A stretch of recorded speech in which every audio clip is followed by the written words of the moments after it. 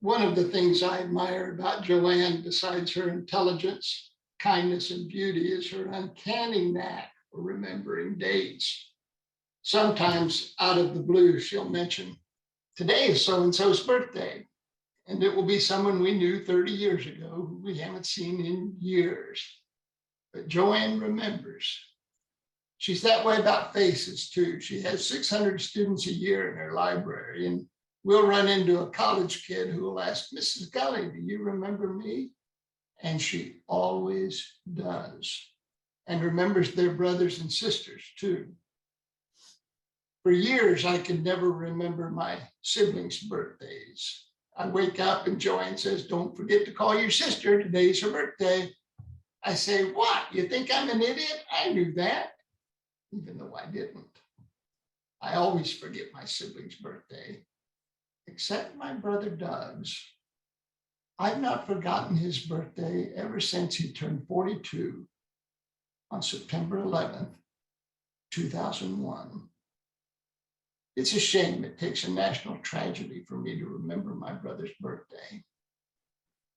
There are other dates that have taken on fresh meaning for me. Growing up Catholic, I was accustomed to celebrating Epiphany, the visit of the three wise men to honor the infant Jesus, on January 6th. But now whenever I hear the date January 6th, my mind goes immediately not to Epiphany, but to the violent insurrection at our nation's capital, aided and abetted by our former president. The word epiphany means appearance, specifically the appearance or manifestation of a deity. But epiphany has another meaning. A moment in which you suddenly see or understand something in a new or very clear way. I'll use that in a sentence. Last June, when I forgot our wedding anniversary, Joanne had the epiphany that she should have chosen a smarter husband. The story of the wise man that James Taylor sang about for us earlier coincidentally illustrates both definitions. It is first a story about the appearance of a deity, and secondly, a story about understanding something in a new way, illustrated by that curious tale in Matthew's Gospel of the Magi's visit, how afterward, in a dream, God warned the three not to return to Herod, who was scheming to murder the infant, but to go back to their homeland by a different route. They understand something in a new and very clear way. We might say that after the Epiphany, the wise men had an epiphany, causing them to go home by another way. This morning, I want to talk about epiphanies, which in our Jewish, Christian, Quaker tradition is one way God leads us. In the Bible, every time you turn a corner, someone was having an epiphany, whether it was a burning bush speaking to Moses, or the Apostle Paul being knocked off his horse on the road to Damascus, or the apostles meeting the resurrected Jesus on the road to Emmaus. When George Fox, the founder of Quakerism, had a vision on Pendle Hill of a great people to be gathered, we could also say that that was an epiphany. We read about these instantaneous, transformative moments of people understanding something in a new way, these aha moments. Our tendency is to believe this is how God usually works, in an immediate, miraculous manner, intervening in space and time to either reveal something to us or perhaps even do something for us. I know a woman in her mid-30s who desperately wants to be married and have a family, but never dates because she believes God will reveal the perfect mate to her with no effort on her part. When her friends say, I know someone you should meet, she says, no, thank you. I'm trusting God to bless me with a husband. There's a word for people like that. The word is single.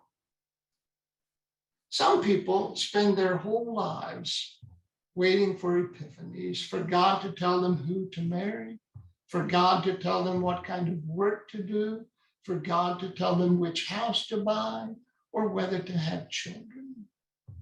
They wait for God to tell them where to attend church, for God to bring them friends or wealth or mental well-being or physical health.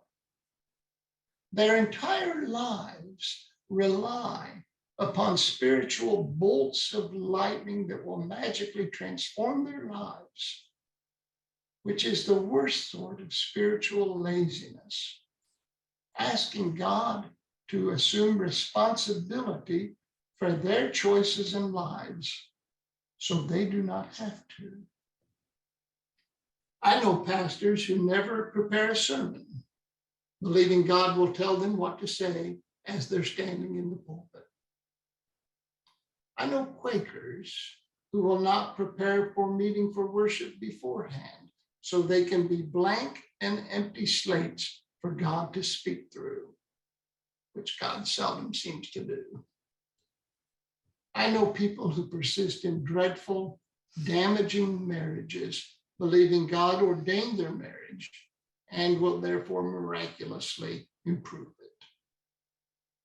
I know folks who languish in soul-numbing jobs, believing God has better things in store for them in some mysterious, elusive future. I know people who neglect their health and abuse their bodies, believing God will one day heal them and make them whole. I know people who will happily follow a tyrant, believing God is accomplishing divine purposes through an imperfect vessel. Trust me when I tell you things like that never end well. Remember January 6th, not the Epiphany January 6th, but the other January 6th. I know people so willing for God to rule and control every aspect of their lives, they will abandon personal responsibility and call it faith.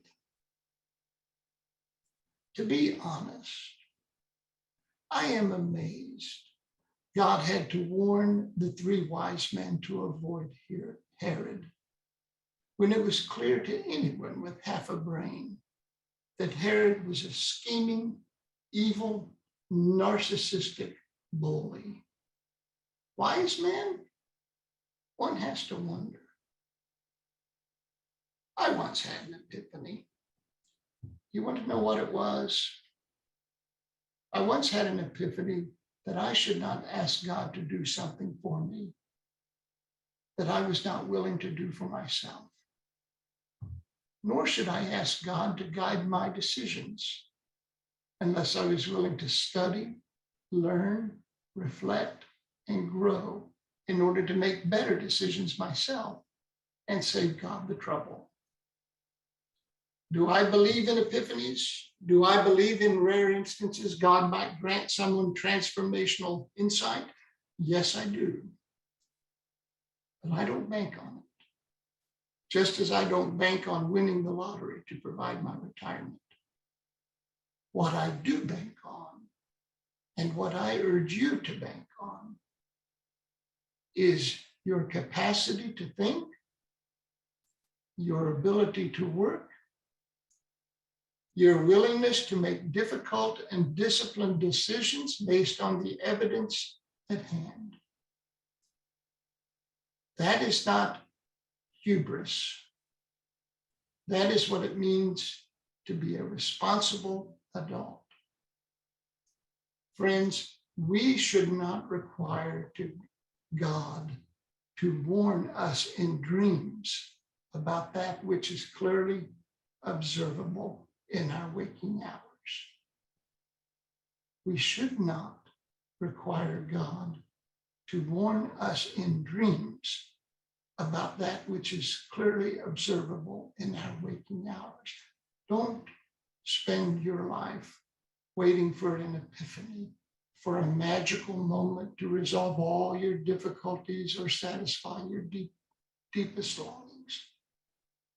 I read a wonderful thought this week from Ralph Waldo Emerson, so fitting as we end one year and begin a new one.